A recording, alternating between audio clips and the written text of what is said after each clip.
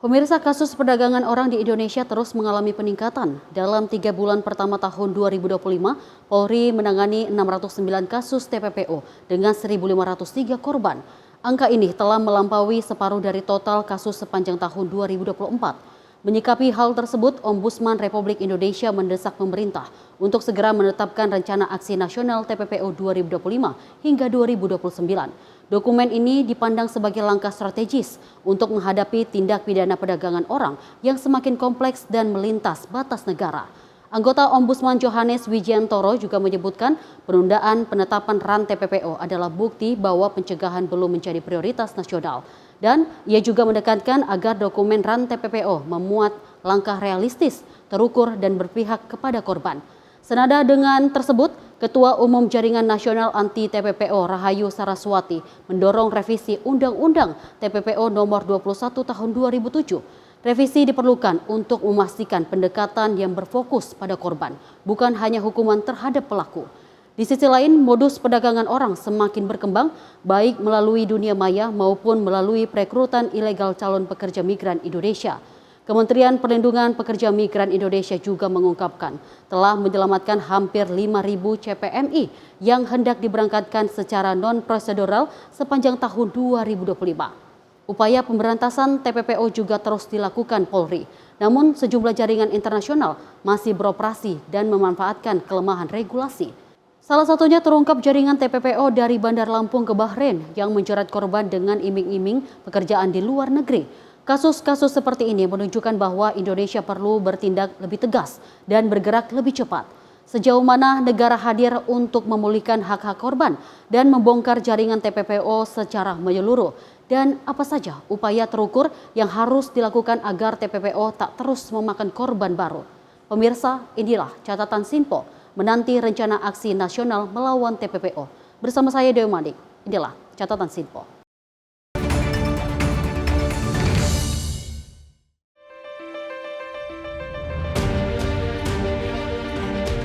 Kasus tindak pidana perdagangan orang atau TPPO terus meningkat tajam di Indonesia.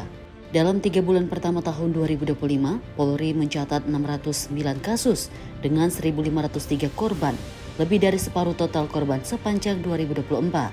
Anggota Ombudsman RI Johannes Wijiantoro mendesak pemerintah segera menetapkan rencana aksi nasional TPPO 2025-2029.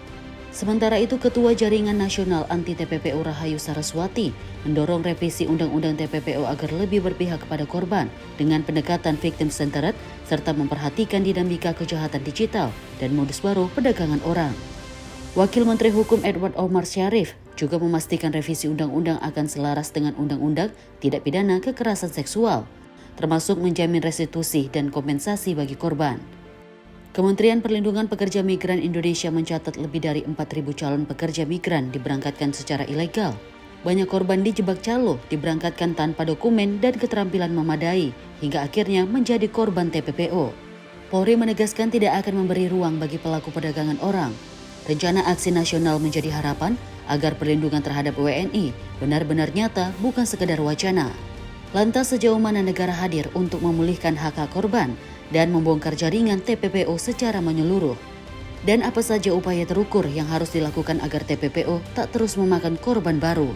Selengkapnya di catatan Sinpo menanti rencana aksi nasional melawan TPPO.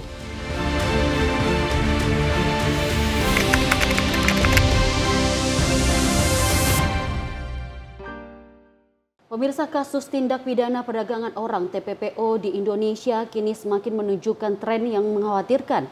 Bahkan dalam 3 bulan pertama tahun 2025, ini Polri telah mencatat bahwa kasus TPPO ini sebanyak dari 600 kasus dan juga menjadi korban 1.600 masyarakat ini terdampak dari kasus TPPO. Lantas kita mengetahui bersama bahwa kondisi ini mendorong berbagai pihak termasuk Ombudsman RI dan juga Jaringan Nasional Anti TPPO untuk mendesak pemerintah segera menetapkan rencana aksi nasional TPPO 2025 hingga 2029 dengan jelas, terukur dan juga berpihak kepada korban. Dan pemirsa, untuk membahas lebih dalam terkait melihat bahwa perencanaan TPPO ini, kita akan berbincang langsung dan kita akan melihat bagaimana kacamata Sinpo.id menanti rencana aksi nasional melawan TPPO. Telah hadir bersama kita redaktur pelaksana Simpo.id, Bang Bayu Primanda. Halo Bang, apa kabar? Halo, baik.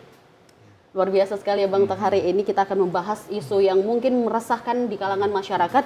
Dan sebelum kita membahas dan terkait urgensi dan juga harapan terkait rencana aksi nasional atau RAN yang kita sebut TPPO 2025 dan hingga 2029, tentu kita memahami betapa kompleks dan juga mendesaknya persoalan perdagangan di Indonesia.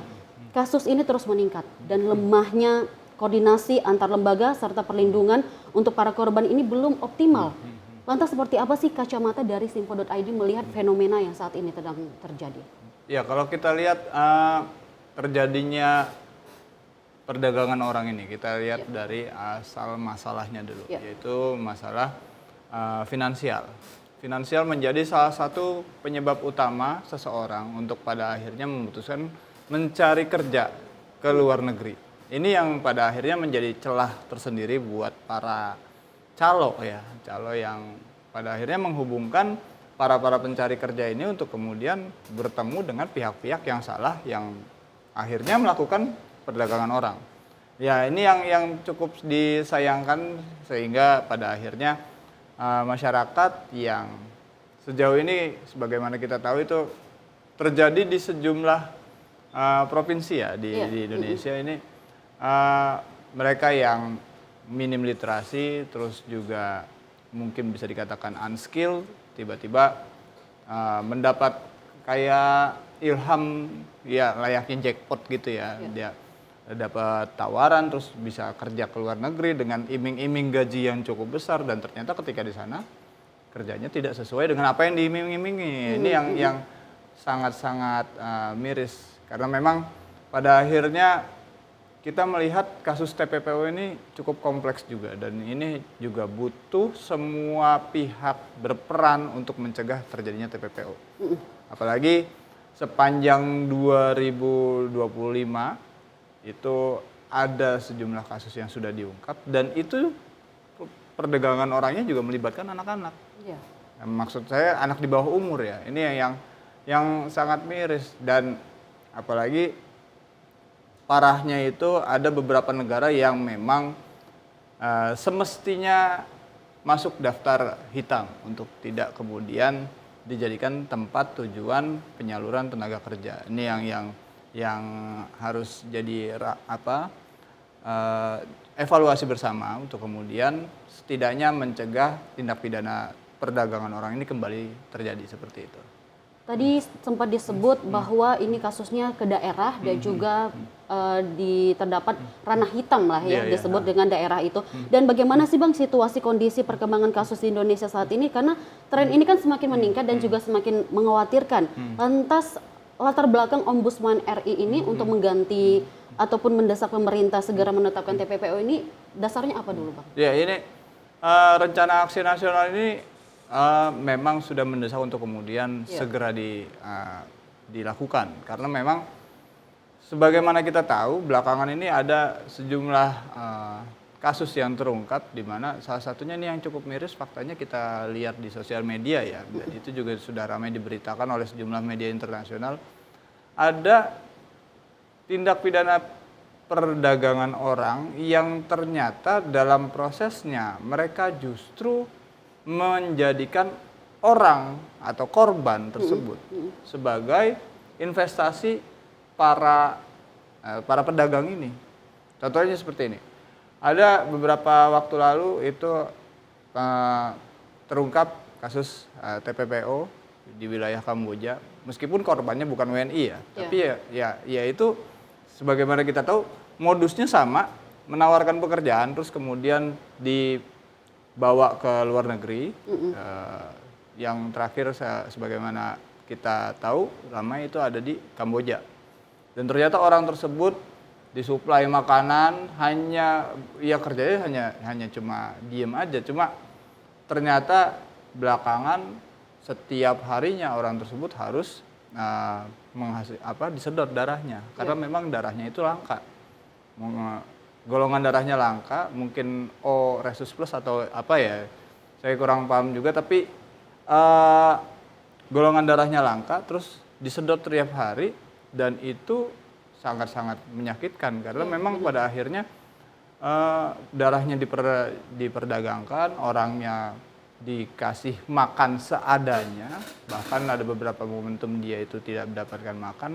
Ini ya cukup miris juga. Walaupun pada akhirnya kasus tersebut terungkap ternyata dia bukan korban dari TPPO, tapi skema-skema seperti itu kan yang harus menjadi perhatian bersama ya.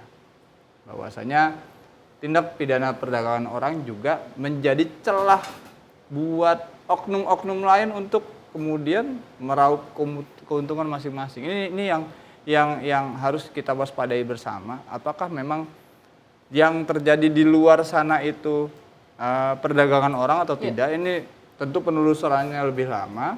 Terus dalam di internal negara sendiri juga ada dilema bahwasanya orang-orang ingin mendapatkan gaji yang besar sehingga mereka harus pergi bekerja dan di luar negeri. Ini yang artinya ada latar belakang yang membuat mereka ingin melakukan hal itu untuk bekerja sama, lebih tepatnya kan itu menurut kacamata masyarakat adalah latar belakangnya kekurangan ekonomi, juga literasi, apalagi di berbagai daerah yang mungkin tergiur dengan rancangan uang-uang yang begitu menggiurkan mereka nih di masa depan. Tapi apakah ada lagi langkah yang besar sehingga mereka ingin berniat untuk mengabaikan lembaga-lembaga Indonesia untuk melindungi diri mereka sendiri nih Bang? Iya, karena memang gini, persyaratan untuk kemudian bisa bekerja di luar negeri itu kan ada sejumlah hal yang harus dipenuhi kan, baik itu skillnya, terus kemampuan berbahasa, terus kemudian kemampuan untuk kemudian membaca situasi yang ada di wilayah negara yang akan ditempati.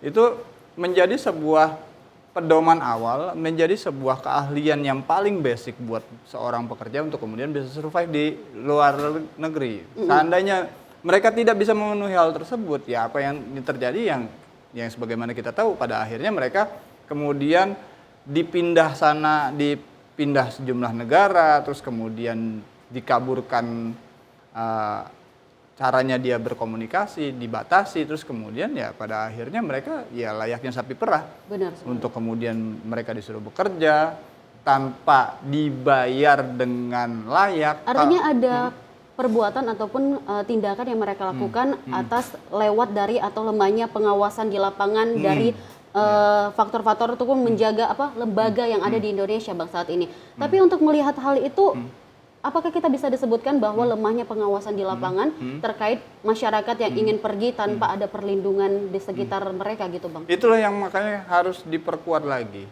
Harus ada penguatan antar lembaga. Karena di sini kan yang berperan kan cukup banyak ya. Dalam proses perginya seseorang untuk kemudian bekerja ke luar negeri. Ini kan ada sejumlah rangkaian yang kemudian harus kita lihat. Harus menjadi prosedur atau SOP-nya mereka. Betul, karena mereka yang pertama, yang pasti ya, mereka harus melewati proses imigrasi dulu. Terus kemudian seandainya mereka merupakan pekerja migran di Indonesia, mereka harus terdaftar dulu di Kementerian BPI2MI kan. Terus kemudian di situ ketika nanti mereka ke luar negeri, mereka akan menjadi dia tanggung jawab terhadap dirinya sendiri. Terus juga ada kemudian koordinasi dengan KBRI setempat maupun yang mana itu juga tentu infonya juga langsung berkaitan dengan Kementerian Luar Negeri juga. Ini ada pihak-pihak yang kemudian pada akhirnya harus memperketat proses tersebut karena memang alurnya harus diawasi secara ketat.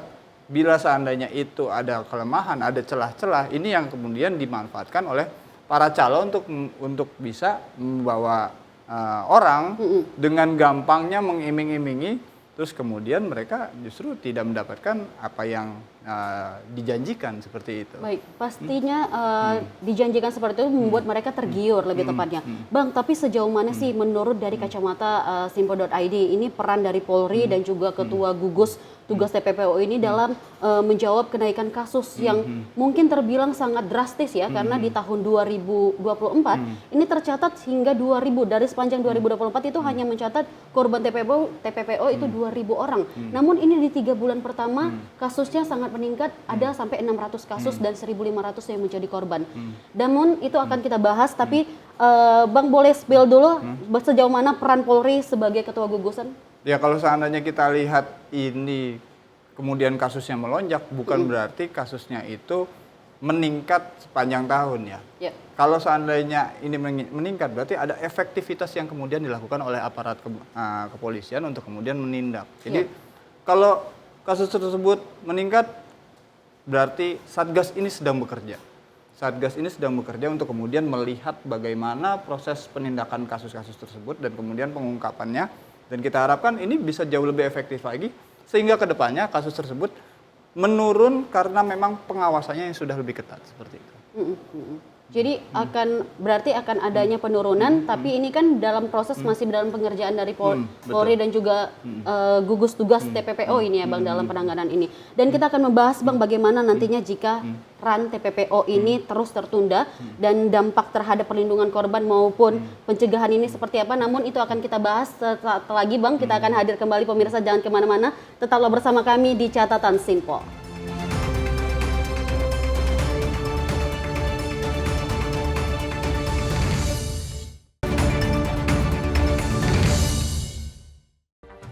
Rangkaian peristiwa penting kami hadirkan untuk menemani sore hari Anda. Regulasi penyiaran yang dinilai Peringatan Bastille Day di Play, Pramono menegaskan Pemprov DKI dalam keadaan selamat di atas mengabarkan berita yang relevan dengan kondisi hari ini sebagai rujukan informasi menjelang malam tiba. Yang menyelundupkan kokain yang Menteri Pertanian menyampaikan tindak pidana perampokan dan pembunuhan. Lakukan langkah pengawasan secara langsung. Jangan lewatkan dalam Menyapa Indonesia Petang setiap hari hanya di Simpo TV.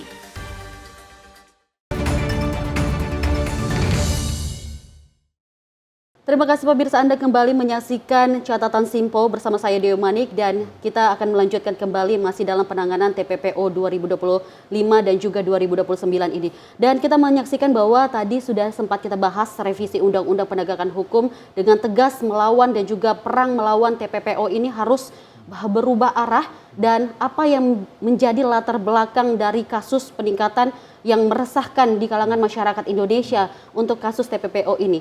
Sebelum kita membahas tentang implementasi lapangan, kita juga perlu menilik urgensi perubahan kerangka hukum dan juga politik dalam melawan TPPO. Dan dari kacamata Sinpo.id ini sendiri Bang, apa alasan yang mendesak revisi Undang-Undang Nomor 21 Tahun 2007 tentang TPPO yang perlu dipercepat lebih tepatnya Pak? Ya, kalau seandainya kita lihat dalam undang-undang tersebut, sebagaimana kita udah kita lihat ya perdebatannya di DPR sendiri, memang ada urgensi untuk kemudian undang-undang tersebut setidaknya bukan hanya untuk menghukum pelaku, tapi juga bisa memberikan perlindungan yang lebih efektif lagi kepada para korban. Sehingga dalam proses penindakan nantinya yang dihukum itu bukan hanya proses menindak pelakunya saja, tapi juga korbannya juga mendapatkan perlindungan yang lebih efektif lagi. Ini yang tentunya akan kita harapkan bisa segera terwujud, mengingat pemerintahan Presiden Prabowo saat ini memang concern untuk kemudian memberikan kesejahteraan yang lebih layak pada masyarakatnya. Makanya kita harapkan undang-undang tersebut bisa kemudian segera dibenahi dengan lebih baik lagi, terus kemudian memberikan keadilan dan setidaknya masyarakat yang menjadi korban pun juga bisa mendapatkan perlindungan yang lebih layak lagi. Ini yang kita harapkan bisa segera terwujud, dan TPPO itu adalah kejahatan bersama ya. Mungkin layaknya. Apakah itu disebut dengan rencana juga gitu Bang? Rencana terukur gitu?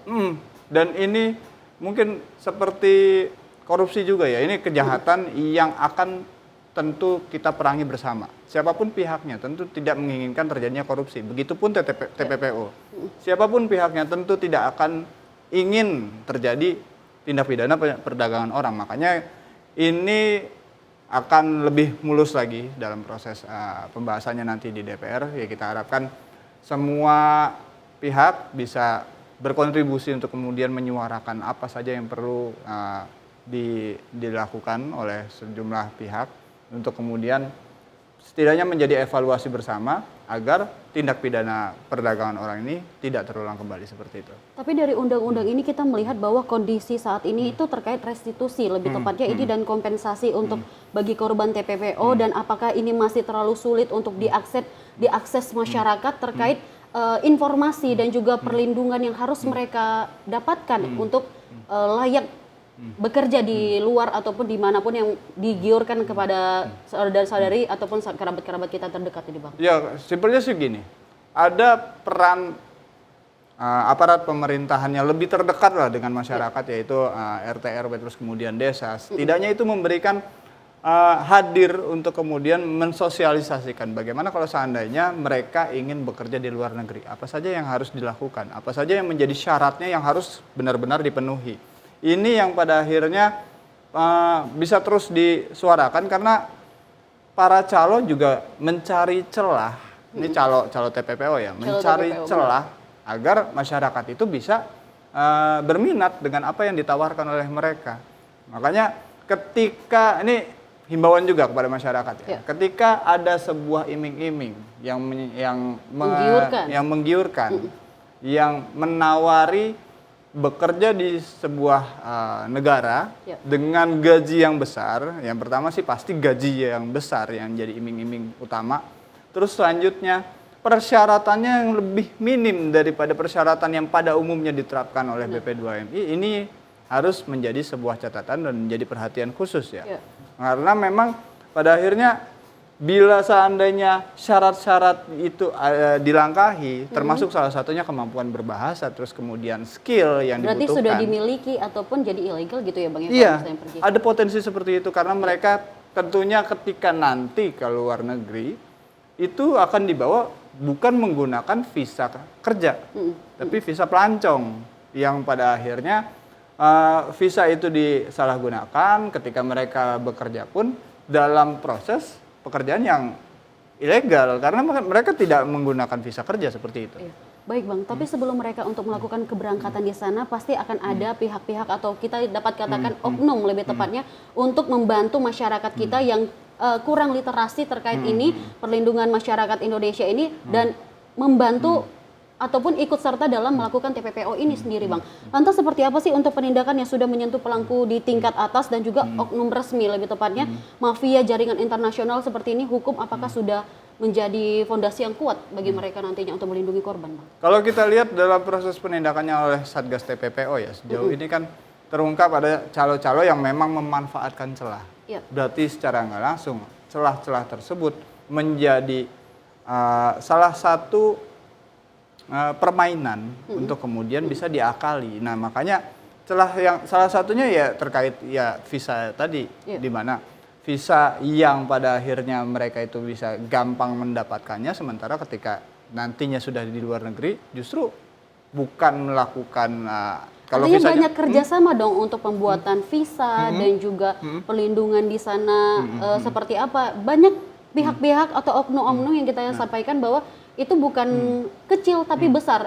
Ada kan ada hukuman untuk mereka melihat kondisi revisi undang-undang nantinya, Bang? Ya, tentunya kita harapkan semua pihak yang memang punya peran penting dalam proses tindak pidana perdagangan orang ini. Bahkan kalau seandainya mereka dari internal pihak-pihak terkait ya, termasuk kementerian, terus maupun lembaga yang memang ternyata bermain, ini juga harus mendapatkan hukuman yang setimpal. Karena memang seperti ini, ada celah yang kemudian pada akhirnya Kementerian Imigrasi agak kesulitan untuk mendeteksi apakah orang ini keluar negeri dalam rangka melancong atau justru ingin bekerja. Ini yang jadi catatan ya, karena memang visa pelancong itu kan siapapun bisa mendapatkannya, siapapun bisa untuk kemudian pergi ke luar negeri, bepergian, terus jadi turis itu kan hal yang wajar ya. Ini yang tentunya bisa jadi celah untuk kemudian para calo ini memanfaatkan situasi, merekrut orang lebih banyak, terus kemudian ketika nyampe di luar negeri mereka tinggal memperdagangkannya. Dan yang pada akhirnya dari 10 orang dibawa, ini contoh ya, dari 10 orang yang dibawa dari suatu kota ataupun daerah ya, dibawa ke luar negeri, terus kemudian disalurkan, dan orangnya ditinggal, pindah calo lagi, terus kemudian dipencar dari 10 orang jadi 5 atau enggak 3 bagi 3 kelompok, terus kemudian dipindah negara lagi, itu sudah menjadi sebuah kecurigaan. Dan kita berharap seperti ini. Ketika masyarakat ingin pergi ke luar negeri, ini kan berarti ada batas komunikasi yang pada akhirnya sulit untuk kemudian dilakukan. Maka yang kita anjurkan, Sinpo ID menganjurkan kepada seluruh masyarakat yang ingin bekerja ke luar negeri, bila seandainya memang sudah pergi ke luar negeri terus kemudian kesulitan mengakses komunikasi, manfaatkan sosial media. Manfaatkan sosial media untuk kemudian tetap intens kontak dengan orang yang ada di dalam negeri. Siapapun baik keluarga itu. dan keluarga, juga sahabat, rekan kerja, mantan rekan kerja ataupun pasangan untuk kemudian bisa berkabar dari situ. Dan pasangannya pun juga diharapkan bisa kemudian melaporkan bila seandainya ada tindak-tindak yang mencurigakan dari orang yang berkontak dengan pekerja yang sedang di luar negeri. Bila seandainya ada masalah, terus kemudian satu hal yang paling penting, masalah kontrak. Kontraknya tidak sesuai, kontrak tidak ada tanda tangan kontrak, tapi dia dipekerjakan sementara pekerjaannya tidak sesuai. Ini yang harus jadi catatan, ya. Harus jadi sebuah titik awal kecurigaan untuk kemudian melaporkan kepada pihak berwajib, seperti itu. dari kita melihat bahwa kasus dari 3 bulan pertama tahun 2025 saja ada 600 kasus dan 1.500 orang lebih ini menjadi korban, Bang. Dan apakah ini merupakan kawasan ataupun penjagaan dari polisi ini sangat longgar seperti itu, ataupun apakah hukuman bagi pelaku ini sudah memberikan efek jerah bagi para pelaku, atau perlu dipertimbangkan jika sanksi yang lebih berat lagi agar revisi undang-undang ini lebih terlihat tidak berpihak ataupun lebih berpihak kepada korban dan tidak hanya menghukum pelaku seperti itu, Bang? Ya, kalau seandainya masalah pengawasan ya, Iya. balik lagi ke urusan visa wisata, visa pelancong, visa wisata ini siapapun bisa mendapatkannya. Ini kemudian menjadi celah tersendiri untuk kemudian para calo ini gampang merekrut orang. Makanya aparat kepolisian pun kadang kesulitan untuk kemudian menindak karena memang dalam proses imigrasinya mereka sudah sesuai dengan administrasinya. Apa kendala yang kuat sehingga Polri dan juga gugus Satgas ini kewalahan untuk mengelola hal TPPO ini? Karena kan memang kalau kita melihat ini harus ada gerbang terakhir agar mereka dapat berangkat ke negara yang mereka tuju gitu, Bang. Ya, kalau seandainya kita lihat dalam alur proses kepergian mereka dari dalam negeri keluar, Iya. secara administrasi ini visa wisata menjadi salah satu celah. Itu yang pertama. Visa wisata. Nah, visa wisata yang menjadi salah satu celah untuk kemudian korban ini bisa kemudian gampang pergi meninggalkan Indonesia. Iya. Ya. Nah, kalau seandainya di luar itu, kita masih sebagai negara kepulauan, kita masih punya banyak celah yang kemudian gampang untuk orang-orang meninggalkan wilayah Indonesia dengan mudah. Jadi misal itu seperti perbatasan antara Pulau Sumatera dengan Malaysia, Ya, terus benar. kemudian Kalimantan dengan Brunei dan Malaysia, terus kemudian di wilayah selatan, di situ ada perbatasan di mana ada Pulau Nusa Tenggara dengan kepulauan Australia. Ini yang menjadi pintu-pintu pada akhirnya manusia itu gampang untuk melintasi wilayah tersebut dengan catatan tidak ketahuan oleh para penjaga pantai maupun aparat yang sedang berpatroli di wilayah tersebut. Ini yang akhirnya tidak terdeteksi dan mereka bisa bepergian, sementara ketika di luar negeri dipekerjakan dengan pekerjaan yang tidak sesuai dengan iming-iming. Ini yang menjadi sebuah bahan buat evaluasi bersama seperti itu. Evaluasi organisasi seperti Ombudsman dan juga pelaksana anti TPPO lebih tepatnya, Bang, ini sudah bersuara untuk mendesak pemerintah agar segera merevisi undang-undang yang terkait agar korban ini dapat dilindungi, tidak hanya untuk memberikan jerat kepada pelaku lebih tepatnya. Bang, tapi apakah bagaimana nantinya peran lembaga pemerintah dan juga non pemerintah ini dalam memberikan pendampingan hukum kepada para korban nih, Bang?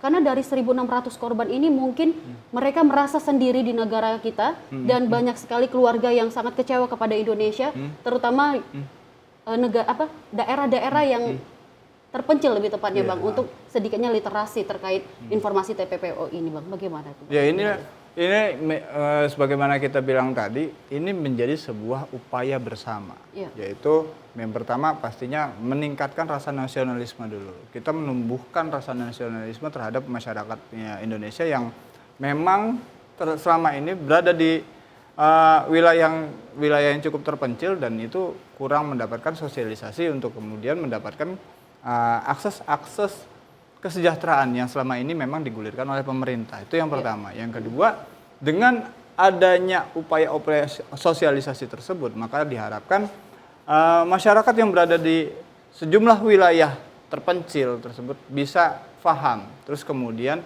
setidaknya menjadi sebuah pertimbangan untuk kemudian bagaimana mereka jika bekerja ke luar negeri dengan proses yang unprocedural, ya kan? Kalau seandainya mereka tahu dengan hal tersebut, tentu akan lebih aware lagi terkait bagaimana syaratnya, bagaimana proses yang harus kemudian dia lewati agar bisa kemudian bekerja lebih nyaman lagi.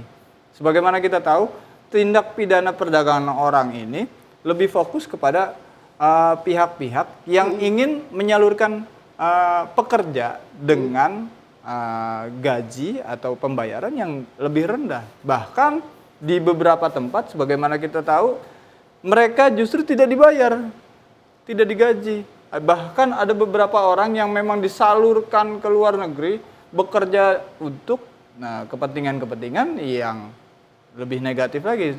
Salah satunya terkait masalah perjudian online, di mana kita tahu di Kamboja sendiri jadi salah satu tempat yang memang menampung banyak pekerja warga masyarakat Indonesia, WNI di sana, dan itu juga terkenal kan sampai ada pecel lele di wilayah Kamboja. Terus kemudian ternyata memang di situ ada wilayah sebuah perkampungan yang banyak dihuni orang Indonesia bekerja untuk kemudian melakukan judi online itu. Ini yang cukup berbahaya. Sebenarnya untuk kasus seperti ini Bang, kita menyaksikan bahwa ada beberapa negara-negara yang menjadi perhatian Indonesia untuk kasus TPPO yang meningkat, seperti Thailand, Kamboja yang banyak sekali masyarakat ini menjadi korban. Tapi lantas seperti apa sih organisasi atau lembaga pemerintah ini melakukan koordinasi informasi terkait negara tersebut untuk masuk ke daerah Indonesia lebih tepatnya Bang? Apakah itu harus ada penguatan lebih dalam dari pemerintah kita sendiri Bang? Iya, kalau yang sebagaimana kacamata Sinpo ID melihat, ini proses penanganannya sejauh ini memang sudah ada dua negara yang atau lebih dari dua negara yang menjadi pusat perhatian lebih tepatnya untuk kasus TPPO yang meningkat gitu. Iya, karena memang ternyata proses apalagi selain dua negara tersebut juga ada beberapa negara di wilayah Timur Tengah ya, yang memang di sana ternyata ada proses perdagangan orang dengan cara yang jauh lebih halus lagi. Karena memang wilayah negara Timur Tengah ini jadi salah satu destinasi warga WNI untuk kemudian bepergian ke luar negeri dengan cara menggunakan visa umroh dan sebagainya. Dan ternyata mereka ke sana bukan dalam rangka bertujuan untuk umroh, tapi melakukan tindakan-tindakan yang unprocedural seperti bergabung dengan ISIS dan sebagainya. Ini yang tentu pada akhirnya harus jadi perhatian bersama ya. Nah, makanya dalam proses pengawasannya tadi, sebagaimana sudah kita sampaikan, visa turis masih jadi salah satu celah untuk kemudian masyarakat bisa dimanfaatkan untuk melakukan pekerjaan yang ilegal. Karena memang mereka pada akhirnya tidak terdaftar di PP2MI kan seperti itu. Dan selain visa turis, pintu-pintu keluar Indonesia ini masih cukup bisa dikatakan lemah pengawasannya. Karena memang pada akhirnya proses bepergian WNI. Melihat contoh kasus meningkat seperti itu ya Bang, ya berarti ada beberapa pintu untuk menjadi gerbang terakhir, ini sangat lemah dong untuk mempertahankan apakah ini benar kasus ataupun data-data yang mereka dapatkan untuk berangkat ke luar dari Indonesia gitu Bang. Tapi kalau kita lihat tingginya kasus ini, berarti secara nggak langsung Satgas ini sedang bekerja. Sebagaimana kita tahu, kalau tindak pidana korupsi kan ada KPK, terus Bareskrim, ada Kejaksaan Agung. Dengan meningkatnya kasus korupsi, berarti secara nggak langsung mereka ini sedang bekerja terus mengungkap kasus tersebut kan. Berarti selama ini sudah ada praktik tersebut dan kemudian diungkap dan akhirnya kasus tersebut diharapkan untuk kemudian kembali menurun dengan ketatnya pengawasan. Begitupun tindak pidana perdagangan orang. Meningkatnya kasus tersebut berarti secara nggak langsung Satgasnya sedang bekerja dan kemudian mengungkap semua tempat-tempat dan modus-modus yang dilakukan oleh para calo untuk merekrut orang. Dengan meningkatnya kasus tersebut, kita harapkan pada akhirnya pengawasan bisa lebih ketat. Baik Bang, tadi sampaikan bahwa memang untuk kasus ini semakin meningkat berarti Satgas ataupun Polri ini sedang bertugas lebih tepatnya. Jadi kasus ini semakin dilirik dan menjadi dapat perhatian dari pemerintah. Dan bagaimana nantinya untuk membangun pencegahan dari desa hingga internasional, pemirsa jangan kemana-mana, tetap bersama kami di Catatan Sinpo.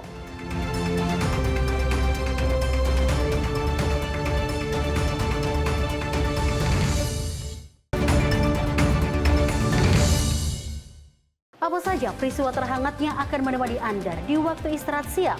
Penting dengan Perdana Menteri Malaysia Anwar Ibrahim. Polisi menyita barang bukti dan beroperasi di Terminal 1B. Ia menyebut GBN bukan sekedar pameran. Beragam isu dan kejadian yang sedang menjadi sorotan kami sajikan secara aktual dan terpilih. Dan Wakil Ketua DPR RI Dasko ke masyarakat Sebelumnya semua korban secara serentak. Jangan lewatkan Menyapa Indonesia Siang setiap Senin hingga Jumat hanya di Sinpo TV.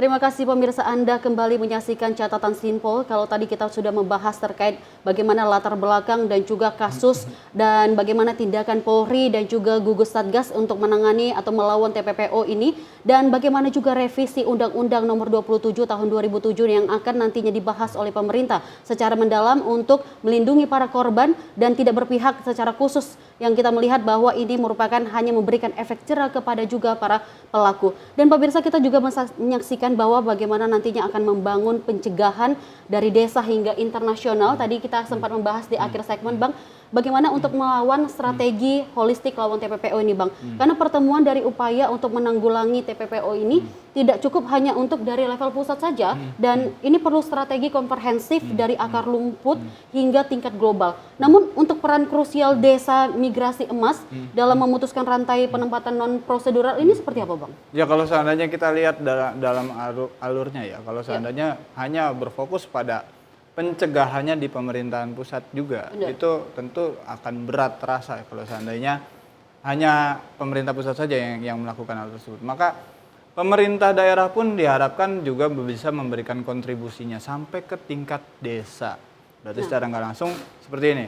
Secara alur, Presiden sebagai komandan pencegahan TPPO bisa memberikan instruksi kepada seluruh pemerintah daerah. Sebagaimana kita tahu kan Presiden sudah menyatakan bahwasanya TPPO ini adalah kejahatan bersama dan ini harus diperangi. Nah, sekarang tinggal para pemerintah daerah, para kepala daerah bisa menginstruksikan instruksi yang lebih tegas lagi ke seluruh jajarannya sampai ke tingkat desa untuk kemudian bisa menyentuh masyarakat agar bisa terhindar dari TPPO. Salah satunya yaitu dengan cara memberikan instruksi kepada pemerintah desa untuk kemudian mendata para warganya yang memang ingin melakukan pekerjaan tapi di luar negeri. Nah, ini yang pendataan ini harus bisa, ya pemerintah desa bisa lebih intensif lagi untuk bertemu warganya, ya kan? Terus kemudian melihat lagi ke dalam apakah ada keperluan yang mendesak untuk kemudian dia harus bekerja ke luar negeri, terus skill apa yang dibutuhkan. Nah, sosialisasi ini yang kita harapkan bisa kemudian terjadi seperti itu. Benar. Tapi apakah nanti sosialisasi imigrasi aman sudah menyentuh desa-desa terpencil, Bang? Karena kerap sekali jadi target calo, dan ini merupakan makanan yang sangat ringan bagi calo, apalagi calo yang kita maksudkan ini adalah oknum-oknum di Indonesia lebih tepatnya. Ya, kalau seandainya kita lihat ini beberapa provinsi yang menjadi target utama Kalau kita kalkulasikan ada beberapa provinsi yang menjadi target utama, kemudian calo tersebut bisa merekrut orang dengan mudah, yaitu salah satunya di Jawa Barat. Jawa Barat, terus kemudian ada NTB, NTT, Jawa Timur. Ini bertetangga ya, NTB, NTT, terus kemudian ada juga di wilayah Sumatera dan ada di wilayah Kalimantan juga. Ini semua, ya berarti secara nggak langsung ini mencakup semua pulau di Indonesia ya. Berarti kepala daerah di wilayah tersebut setidaknya bisa melihat lebih dalam lagi bagaimana kehidupan di warganya yang kemudian mereka gampang diiming-imingi, terus kemudian mereka justru meninggalkan Indonesia dengan cara yang ya bisa legal ataupun ilegal, tapi proses pekerjaannya yang dipertanyakan. Ini yang pada akhirnya para pemimpin daerah bisa melakukan sosialisasi lebih dalam lagi. Salah satunya dengan cara mengingatkan kepada para warganya sendiri untuk setidaknya pertama melihat legalitas perusahaan yang menyalurkannya. Karena itu menjadi salah satu kunci untuk kemudian bisa memilah perusahaan mana yang ada potensi melakukan kenakalan dalam proses penyaluran pekerja. Nah, itu menjadi salah satu awal untuk kemudian mencegah tindak pidana perdagangan orang. Dan selain itu, ketika dalam proses mereka menjalankan pekerjaannya, apakah nantinya ada pelatihan atau tidak? Ya kan? Karena memang setiap orang yang ingin kemudian pekerjakan ke luar negeri, setidaknya ada skill yang dibutuhkan. Salah satunya termasuk bahasa. Bahasa menjadi salah satu komponen penting untuk kemudian masyarakat bisa bekerja di wilayah di luar Indonesia dengan lebih mudah, dan itu bisa menerima kebudayaan yang ada di sana, terus kemudian bisa membaur dengan masyarakat yang ada di sana. Ya, selain itu juga masalah kontrak kerja menjadi salah satu komponen yang harus jadi pertimbangan bagi masyarakat yang ingin bekerja di luar negeri. Apabila kontraknya juga tidak jelas, berarti ada kemungkinan bahwasanya dia saat ini sedang menjadi korban TPPO. Ini yang harus menjadi komponen berarti yang diperhatikan. Akan ada kerjasama dari terkait organisasi kepala desa dan juga pemerintah pusat dan juga pemerintah daerah untuk melihat apakah ada kontrak-kontrak yang didapatkan masyarakat ini benar-benar adanya seperti itu gitu. Iya, karena seperti ini, bila seandainya ada orang yang ingin bekerja ke luar negeri, setidaknya pemerintah desa itu mendapatkan datanya lebih awal sebelum orang tersebut pergi. Berangkat sebelum orang tersebut berangkat. Terus kemudian calo-calo yang masuk ke desa-desa ini setidaknya terpantau.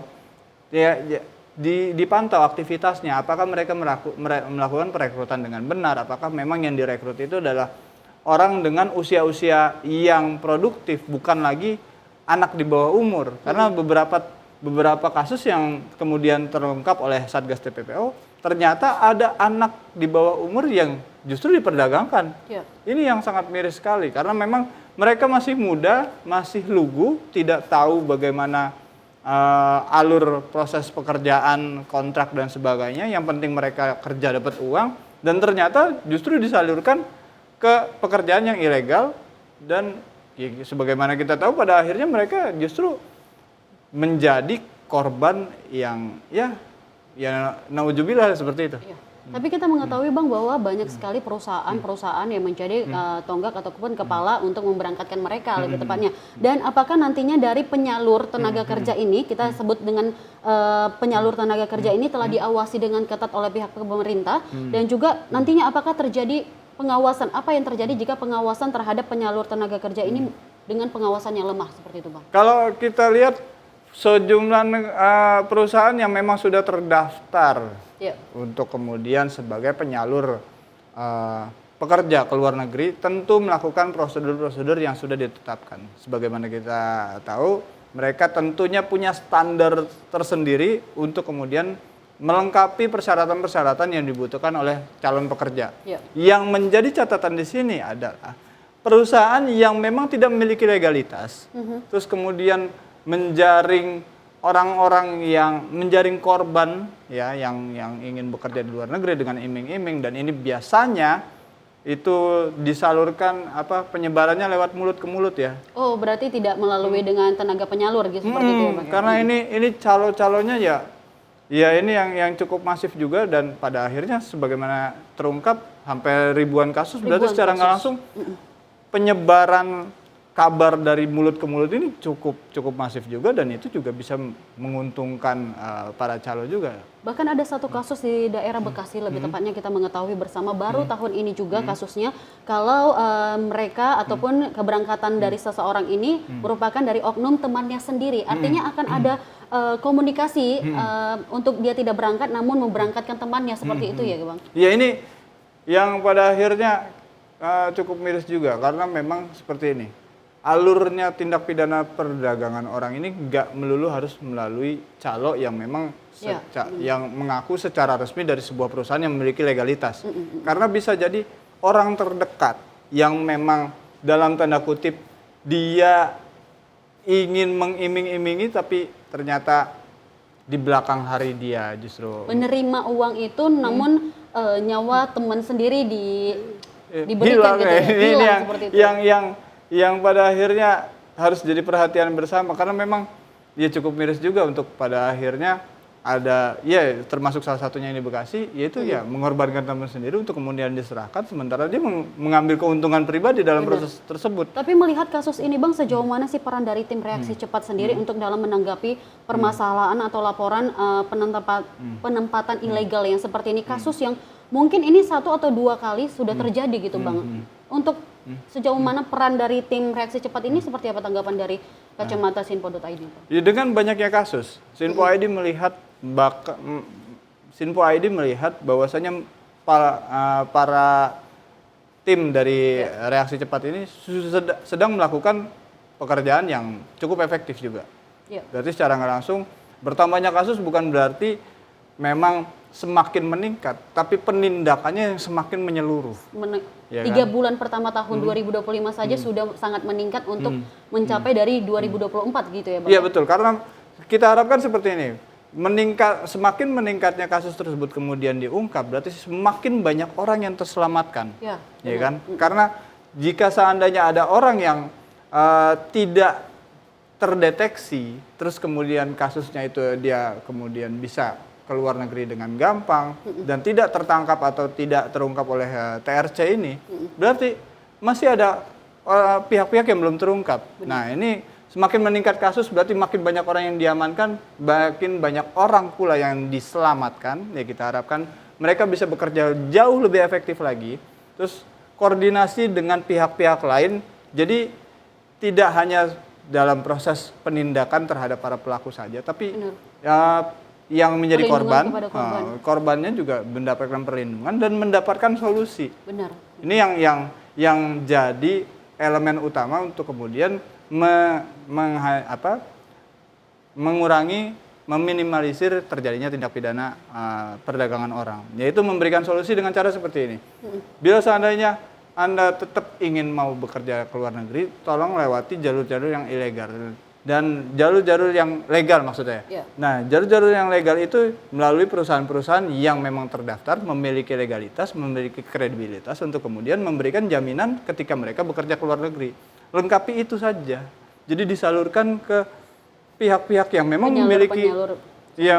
memiliki legalitas untuk kemudian menyalurkan para korban tersebut untuk kemudian setidaknya mendapatkan solusi, bukan hanya sekedar untuk tidak berangkat saja kan. Kalau seandainya dia terungkap ada perdagangan orang kan mereka tidak jadi berangkat kan. Terus bisa ada kemungkinan mereka akan terjerat kembali dengan calo yang lain.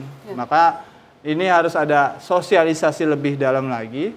Setidaknya korban bisa diberikan solusi yang lebih baik lagi, yang lebih arif lagi agar mereka tetap bisa melaksanakan apa yang mereka inginkan, seperti itu. Kita mengetahui bersama bahwa banyak sekali kolaborasi dari pemerintahan Presiden Prabowo Subianto ini terkait dengan sinergi antara BP3MI, juga imigrasi yang harus terlibat, Polri dan juga Kementerian P2MI ini banyak sekali yang ikut serta untuk menangani ataupun melakukan pencegahan nyata di lapangan Bang. Dan tepatnya seperti yang Bang Bayu sampaikan bahwa tadi kasus yang semakin banyak di awal tahun ini menandakan bahwa banyaknya organisasi ataupun lembaga pemerintah ini sudah melakukan pekerjaannya. Namun apakah ini merupakan revisi undang-undang yang harus dapat dilindungi korban atau hanya selalu melakukan pencegahan dari organisasi ataupun badan-badan dari lembaga pemerintah seperti itu Bang? Ya kalau kita lihat dalam proses revisinya sendiri kan tadi ada komponen yang memang harus ditingkatkan, salah satunya itu perlindungan terhadap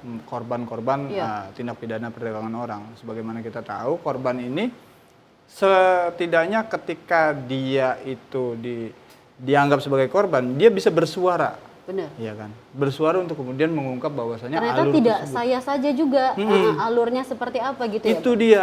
Jadi perlindungan harus lebih efektif lagi kemudian diberikan kepada orang-orang yang pada akhirnya menjadi korban. Ya. Agar mereka setidaknya satu, bisa mengungkap siapa saja yang memang terlibat dalam proses tersebut. Benar.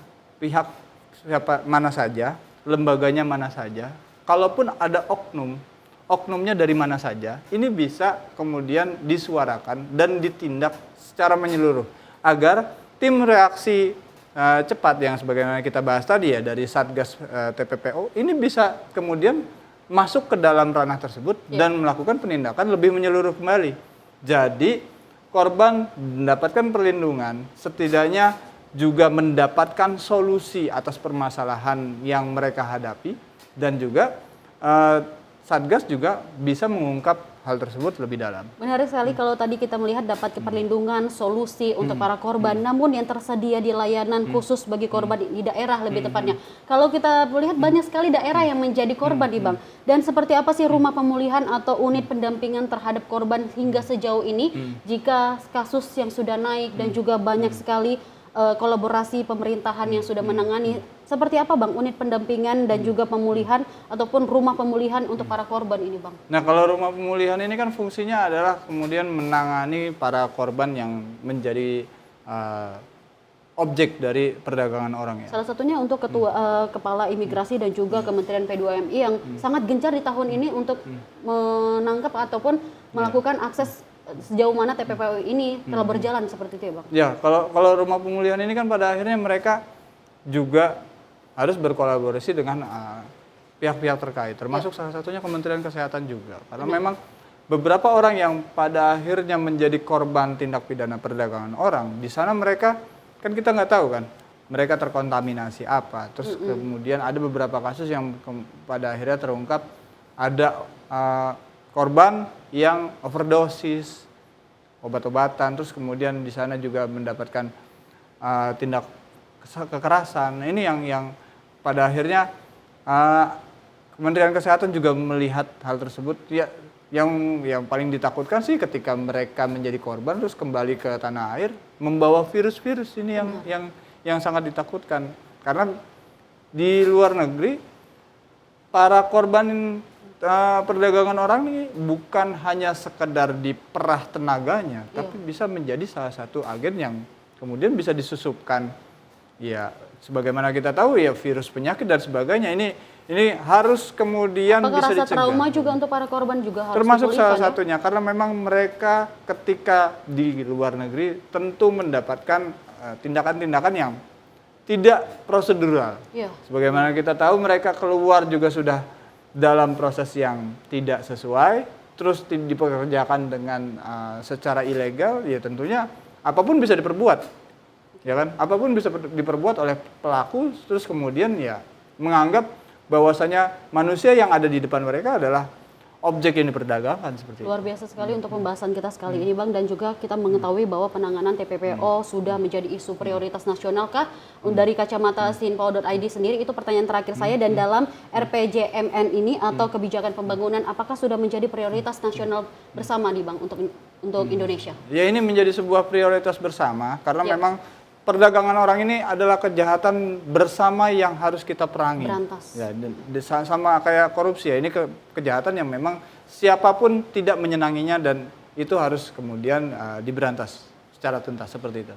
Terima kasih Bang Bayu atas paparannya dan juga informasi mengenai kasus TPPO di 2025 ini, dan kita sama-sama menyaksikan nantinya bagaimana revisi undang-undang terkait untuk perlindungan korban dan bukan hanya memberikan efek jerah kepada pelaku seperti itu ya Bang. Dan pemirsa, kita bersama juga menyaksikan bahwa dari segmen awal dan juga segmen akhir ini penetapan RAN TPPO 2025 hingga 2029 ini merupakan revisi regulasi dan penguatan koordinasi serta penegakan hukum yang menyeluruh merupakan kesatuan langkah strategis.